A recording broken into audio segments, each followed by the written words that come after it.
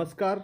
I welcome to law and justice. मैं हूं संतोष। आज इस वीडियो में भारतीय संविधान के अनुच्छेद 12 में परिभाषित राज्य के बारे में बात करेंगे तथा उससे जुड़े हुए महत्वपूर्ण सुप्रीम कोर्ट के निर्णयों के बारे में भी जानेंगे तथा ये भी जानने की कोशिश करेंगे कि क्या न्यायपालिका राज्य की कैटेगरी में इंक्लूड है। इससे पहले कि हम आगे बढ़ें, आप हमारे चैनल को सब्सक्राइब कर दीजिए तथा लाइक और शेयर कर दीजिए। आइए अब आगे बढ़ते हैं। तो अनुच्छेद 12 में राज्य की परिभाषा इसलिए दी गई है क्योंकि मूल अधिकार फंडामेंटल राइट्स 13 से 35 में जो दिए गए हैं ये केवल राज्य के साथ साथ किसी अन्य व्यक्ति के विरुद्ध भी लागू हो सकते हैं। इसलिए यहाँ पर राज्य की परिभाषा दी गई है। जैसे कि आर्टिकल 13 कहता है कि राज्य ऐसी कोई विधि नहीं बनाएगा जो मूल अधिकारों के विरुद्ध हो। इसी तरह आर्टिकल 14 भी कहता है कि राज्य विधि के समता और विधि के समान संरक्षण से किसी भी व्यक्ति को वंचित नहीं करेगा। तो जानते हैं कि राज्य में क्या क्या शामिल है। पहला है भारत सरकार और संसद, दूसरा है राज्यों की सरकार और राज्यों के विधानमंडल, तीसरा है सभी स्थानीय प्राधिकारी और अन्य प्राधिकारी। ऊपर के दो शब्दों में कोई भी एम्बिग्युइटी नहीं है। नीचे के दो शब्दों में फंडामेंटल राइट्स के बारे में कोई बात नहीं की गई। इसलिए वेरियस सुप्रीम कोर्ट के निर्णयों में इन शब्दों को परिभाषित किया गया है। आइए जानते हैं स्थानीय प्राधिकारी क्या होते हैं। स्थानीय प्राधिकारी का अर्थ होता है जिन्हें विधि, उपविधि, नियम, विनियम, आदेश, अधिसूचना आदि जारी करने की शक्ति हो, साथ ही उसे प्रवर्तित करने की भी शक्ति हो। इस मामले में पहला केस आया था मोहम्मद यामीन वर्सेस टाउन एरिया कमेटी। इसमें सुप्रीम कोर्ट ने कहा था कि नगर पालिका, नगर निगम, ग्राम पंचायत, जिला बोर्ड आदि स्थानीय प्राधिकारी हैं।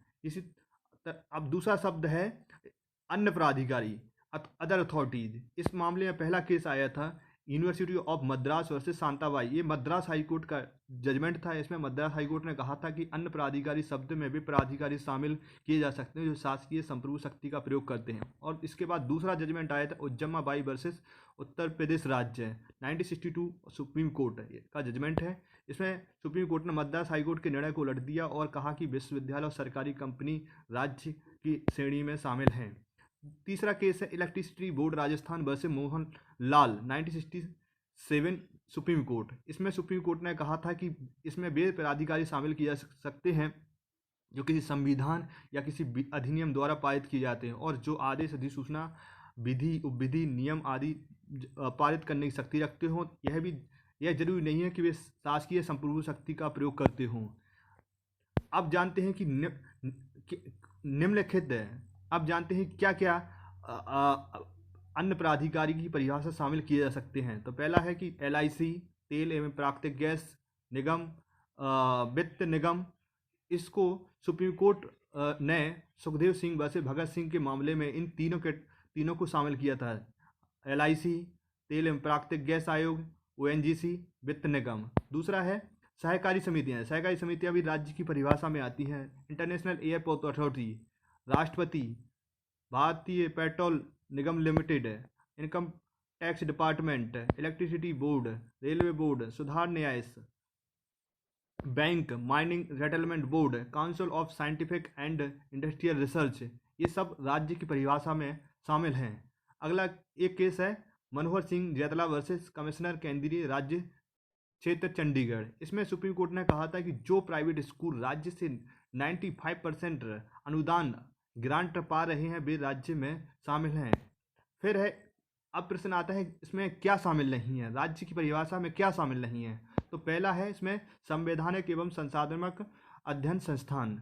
इसको एक राज्य वर्सेस भारत संघ के मामले में कहा था कि इसमें राज्य की परिभाषा में नहीं आता है। अगला है NCERT भी राज्य की परिभाषा में शामिल नहीं है। इस मामले में केस है चंद्रमोहन खन्ना वर्सेस NCERT। तीसरा है दिल्ली स्टॉक एक्सचेंज भी राज्य की परिभाषा में नहीं आता है। अब प्रश्न आता है क्या न्यायपालिका की राज्य की परिभाषा में शामिल है।